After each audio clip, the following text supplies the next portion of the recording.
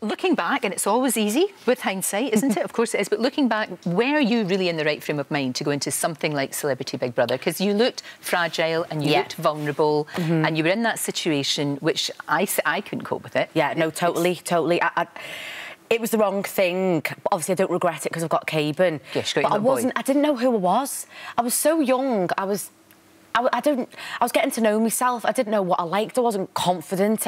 You know, it was just the wrong thing. But I can't regret it because I've got Caban. Of course. But looking back, you know, if I did it now, it'd be completely different. No, it would. But in there, you could see you were struggling. You could see you were struggling. Yeah. Then, of course, you meet Jeremy McConnell, and that is the most toxic relationship. Yeah. You could see it in there. I mean, I was shouting at my television, run. I know. I should have. I wish I listened to you. I know. But it was... But what was it that, again and again, you were like this moth to a flame? You just couldn't... and it has happened even when you come out of the house. Yeah. You know, you knew it was wrong. I knew it was wrong. But you couldn't come back. I think it's the whole of the environment, but also... Again, like it's like with people like that, like narcissistic traits, they give you the image that they want you to see. So I fell in love with him in the house, really did, head over heels. Was like loving my life. Oh my God, that's it, we're going to get married, we're going to live happily ever after. And then quickly things started to change, and then it was just like a downward spiral, really fast, dark. And I think it was hard because in my head, I wanted that person back in the house. So I kept staying with him because I wanted that person, and it was kind of like a grieving process. I had to realise that that wasn't real and let it go. But very, very difficult because, of course, you got pregnant. You've got your baby. Yeah. But it all just fell apart. You said you didn't think that you would see your son's first birthday. No. It got that bad. It got that bad. Like literally, my self-worth was on the floor, and I think part with domestic violence, you chip away at you until you're kind of nothing, or you don't even feel like you're nothing without that person. And I didn't think I was going to make his first birthday. I was speaking to Robbie, my life coach, and I was saying, when we spoke, he said, where do you see yourself? This was back then. I was like, I don't see myself getting to Christmas. And it was really bad, and I've got like a great team around me that's helped me.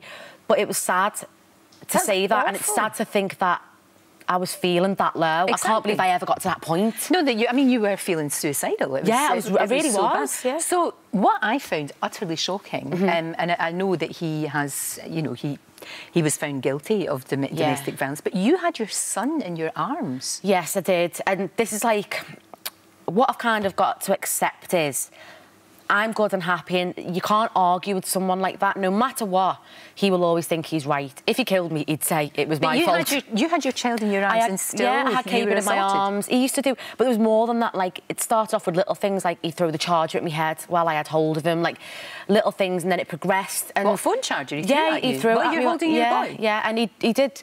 There was lots of stuff I could go into, but I don't feel like I need to stoop to that level because I've moved on. I'm happy, you know, and... Obviously, yesterday and stuff, he's obviously not well at the moment. So I just really hope he gets the help that he really does need. He is the father of your child. He is. So somehow, you're going to have to work something out, I guess. Or does he get to see his little boy? Oh, no. He's always... I have never, ever stopped him from seeing Caban. Right. I have given him everything to contact him. But has he shown any interest in seeing? I even was saying the other day, he doesn't pay a penny towards him, and I was like... Do you know, it's Caban I feel bad for. Because I was like, even if you paid 50p a month just so I could take to Caban, you know, your dad offered to help, blah, blah, blah, but he doesn't care. And what upset me was he used them for fame on his first birthday because he's running out of things to use for fame now. I think to do that to the mother of his child, I don't think... He's a narcissist, though, so he doesn't say, oh, she's looking after my son, she's bringing him up. It's all how he feels, what he looks like. He's self-obsessed, you know what I mean? To do that to the mother of his child, well... That says a lot more about him. You know, I'm good, but it says a lot about him as a person to do that to the person who's raising his son without any help. So you went into rehab because obviously you have got a problem with alcohol. We saw that in the house. Yeah. You are somebody that just should not drink. Doesn't agree with me. No, it doesn't. And it turns you into someone else. It does. And do you know what the thing was? That was hard to get my head round. I had an alcoholic in my head as like a homeless person on the street, like typical stereotypes. Yeah. I didn't think, well, I can't be an alcoholic. Like, you know, I'm young, I've got it all. Like, what the hell? But I knew something wasn't going right. I've always had a problem with drink. It's never agreed with me. But with Jeremy, it escalated very quickly, especially when he did things to me. I would drink to block it out. You know, obviously, it was just a real bad time. But it was the last time he contacted me in November, and he was literally... It's called, I know it's all like thingy, but it's like post-split domestic violence. Like, he was provoking a reaction out of me, harassing me, so in the end, I contacted him, which I don't know what girl hasn't contacted their ex-boyfriend after they've been drunk, but he contacted me. That's why I went to the police about it. And yeah, he was just saying it was all about his coke addiction, blah, blah, blah. He wants to be a family. Of course, I wanted nothing more than to keep my family together. I always wanted Caban to have his mum and dad. You know, I did love Jeremy. But it's not going to work, is it? No, never in a million years. No, it's behind you. That has gone. Somehow you have to work something out in the future because, like I said, he is the father of your child. I don't think there is anything to work out because he's not bothered with him. It's not. That's really sad. And I wouldn't let him near him in the frame of mind he is right now. So sad. For you? Yes. You've been through, I mean, as I said, it's a roller coaster. What is going to happen to you now? What would you like to happen to you now? Well, right now, at the moment, I really, really want to help young people to realise the stigma around alcohol and domestic violence. And I want to be the voice to kind of say it's OK not to be OK.